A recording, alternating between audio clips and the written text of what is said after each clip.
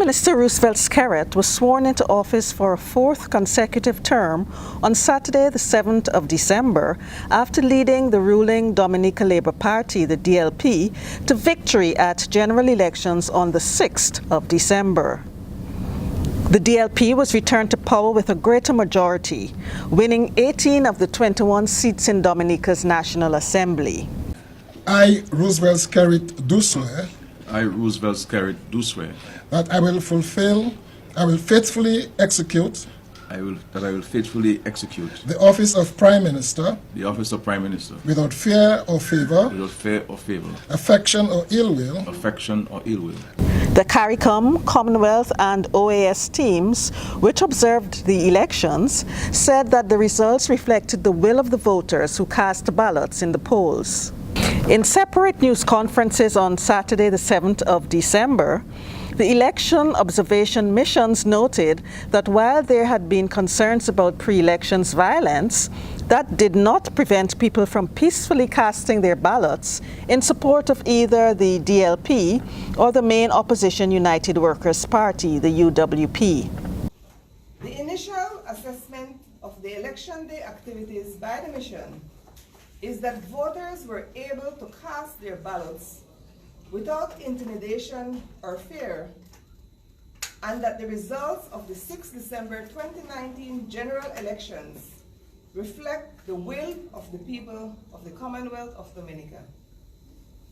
The mission extends its appreciation to the Ministry of Foreign Affairs for the assistance and congratulates the staff of the Electoral Commission, poll workers, the political parties and their candidates, the security forces, and the people of the Commonwealth of Dominica on the level of maturity displayed in the peaceful execution of the election day activities.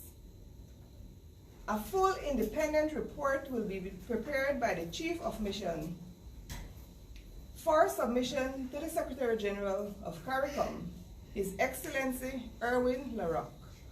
In his first address following the results, Prime Minister Skerrit extended a hand to opposition leader Mr. Lennox Linton to work together for the benefit of the country. At the start of this campaign, and in my letter to the people of Dominica, contained in the Labour Party's manifesto, I indicated that the Labour Party was seeking re-election on 3 grounds: our performance as a government, the strength of our new team, and our vision for the future. Let us concede that we have a great deal of hard work ahead of us.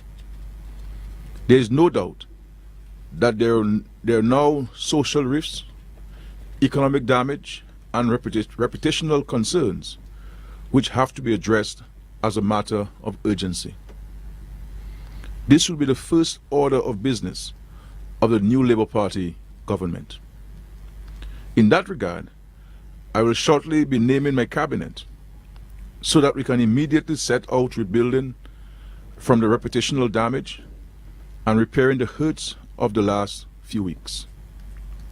I also look forward to inviting Mr. Linton to early discussions as we all seek to unite the nation.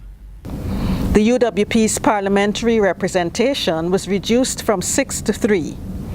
Mr. Linton said that the UWP would not recognize the results of the polls and called for fresh elections in Dominica.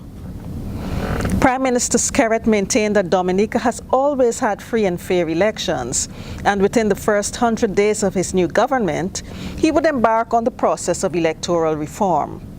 Having reflected on this issue, it is my intention to invite a renowned Caribbean jurist to lead a national commission on electoral reform. The work of that commission, added to all the previous consultancy and election reports from various international organizations, together with the decision of the courts, will inform the shape of Dominica's electoral reform.